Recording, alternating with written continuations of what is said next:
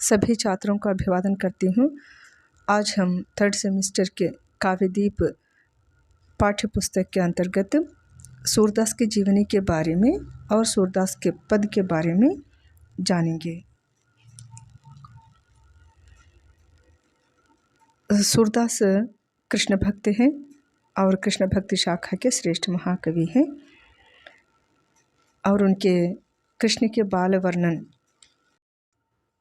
का जीवन परिचय। भक्त सूरदास कृष्ण भक्ति शाखा के श्रेष्ठ महाकवि हैं। उनका प्रसिद्ध ग्रंथ है सूरसागर। जिस प्रकार तेलुगु में आंध्र महाभागवतम पोतन से रचित हुई है, उसी प्रकार सूरदास हिंदी में सूरसागर महाकाव्य का भी रचना किए हैं।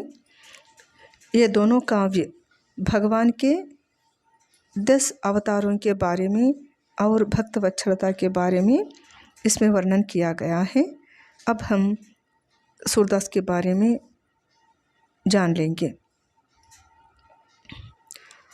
भक्त सूरदास पहले विनय पद रचकर गाया करते थे, फिर वल्लभाचार्य के शिष्य बने, पुष्टि मार्ग में दीक्षा ली, तभी से सख्य भक्ति के गीत गाने लगे। सूरदास अष्टचाप में प्रमुख स्थान पाए हैं। सख्य भक्ति की कविता में आपका कवि रूप अच्छी तरह निखर उठा है। आपका जन्म विक्रम की 16वीं सदी के पूर्वार्ध में माना जाता है।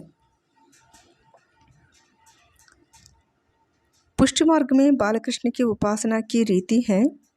सूरदास कृष्ण की बाल लीलाओं के चित्रण में अनन्य सफलता पा सके हैं। कृष्ण के रूप सौंदर्य, मधुर वचन, नटखट चेष्टाएं तथा बाल मनोविज्ञान का सूर ने सहज, सुंदर, विशद और आंखों देखा वर्णन किया है। इसी कारण से आपको जन्मांध मानने में संदेह किया जाता है। बाल लीलाओं के चित्रण में आपका वात्सल्य भाव निरूपण बेजोड़ बन पड़ा है। यह विश्व साहित्य में ही अद्वितीय है। भगवान श्री कृष्ण के प्रति सख्य भाव रखने के कारण सूर को रसपोषण में काफ़ी स्वेच्छा मिली है। हिंदी के अन्य सभी कृष्ण भक्त कवियों की भांति सूर ने भी श्री कृष्ण के श्रृंगार नायक रूप को ही अपनी कविता के लिए स्वीकार किया है। इसीलिए राधा कृष्ण की श्रृंगार क्रीड़ाओं का विवरण सूक्ष्म रूप से देने में सूर सफल हुए हैं। सूर की भक्ति भावना काव्यत्व में बाधक भी नहीं बनी है। उनकी कविता में शुद्ध काव्य रस का प्रवाह है। अब हम सूरदास के साहित्य के बारे में जान लेना है हमें। काव्य रचनाएं कौन कौन सी किए हैं, किस प्रकार की प्रसिद्ध ग्रंथ लिखे हैं, इन सभी अंशों के बारे में अब हम चर्चा करेंगे। सूरदास ने साहित्यिक ब्रजभाषा में कविता की है। आपके 3 काव्य मिलते हैं, सूरसागर, सूरसारावली और साहित्य लहरी। इसलिए इसमें संगीत तत्व की प्रधानता है। आपके भ्रमर गीत विशेष रूप से प्रचलित हैं। आपने कुछ दृष्टकूट पद भी लिखे हैं। आपने मुहावरों और लोकोक्तियों का प्रचुर प्रयोग किया है। आप उद्धव के अवतार माने जाते हैं। आपका गोलोकवास 17वीं शती के पूर्वार्ध में जाना जाता है। ఒక మనము సూరదాస్ యొక్క జీవితం గురించి పునరాలోకన చేసుకుంటే మనకు తెలిసేది ఏంటి అంటే, ఏ విధంగా అయితే కబీర్ దాస్ వేమనకు మధ్య పోలికలు ఉన్నాయో, కబీర్ దాస్ వేమన ఏకేశ్వరవాదాన్ని, పరబ్రహ్మతత్వాన్ని తెలియచేస్తూ ఒకవైపు సంఘ ఉద్ధరణ, సమాజ ఉద్ధరణకు వాళ్ళు పాటుపడ్డారు. అదేవిధంగా మరో 2 కవులు ఉన్నారు మనకు. ఒకరు హిందీలో సూర్ తులసి శశి అని చెప్పేసి ఒక మాట ఉంది. అంటే హిందీ సాహిత్యానికి సూర్యుని వంటి వాడు సూర్దాస్ అని చెప్పేసి. అలాగే తెలుగులో బమ్మెర పోతన శ్రీమదాంధ్ర మహాభాగవతం రచన చేసి ఆబాలగోపాలానికి ఆనందాన్ని అందించారనమాట.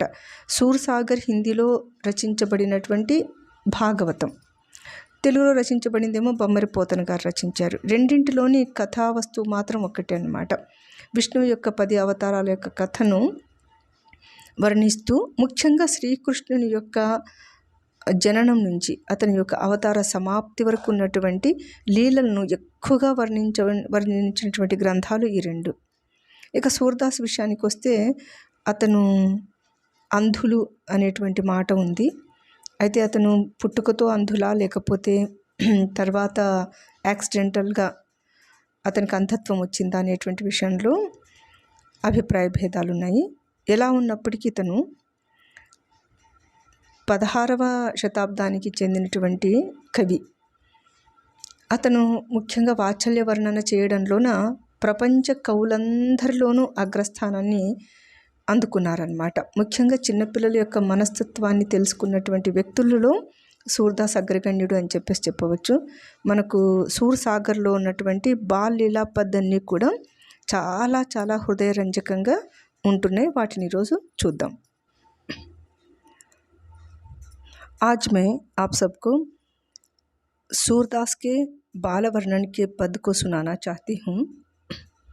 सूरदास सूरसागर का रचना ब्रज भाषा में किए हैं. ब्रज भाषा में संगीतात्मकता होती है. एक बार इस पद में निक्षिप्त संगीतात्मकता को हम एक बार जान लेंगे. पहले मैं पद का पाठन करना चाहती हूँ. शोभित कर नवनीत लिए घुटुर निचलत रेणु तनु मंडित मुखदधि लेप किए चारु कपोल लोल लोचन गोरोचन तिलक दिए लट लटकनी मनुमत्त मधुप गन मादह मधु पिए कठुला कंठ वज्र के हरिनख राजत रुचिरहिए धन्य सूर एको पल इह सुख कासत कल्प जिए. इस पद में सूरदास ने कृष्ण के बाल सौंदर्य का वर्णन किया है. बालकृष्ण घुटनों के बल चलने के कारण उनके शरीर पर धूल लग गई है और उनके मुख पर दही का लेप लगा हुआ है. उनके गाल सुंदर हैं और आंखें चंचल हैं.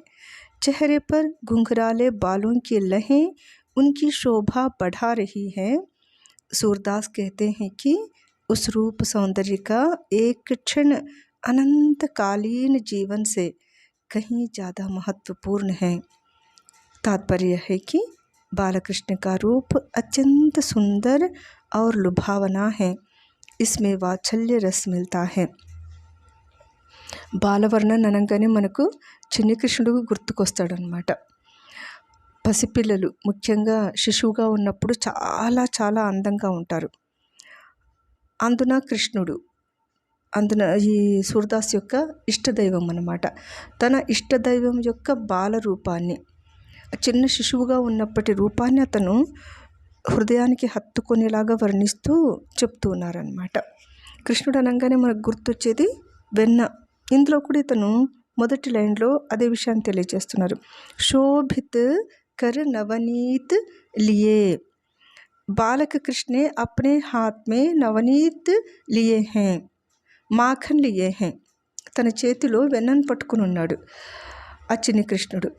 అలాగే ఘుటురుని చల్లత్ రేణు తను మోయిత్ ముఖదది లేపుకి, తను మోకాళ్ళ మీద దాగాడుతూ ఉన్నాడు కాబట్టి ఆ భూమి మీద ఉన్నటువంటి నేల మీద ఉన్నటువంటి దుమ్మంతా తన శరీరానికి అంటుకొని ఉండడం ఉంది. అలాగే ముఖానికి కూడాను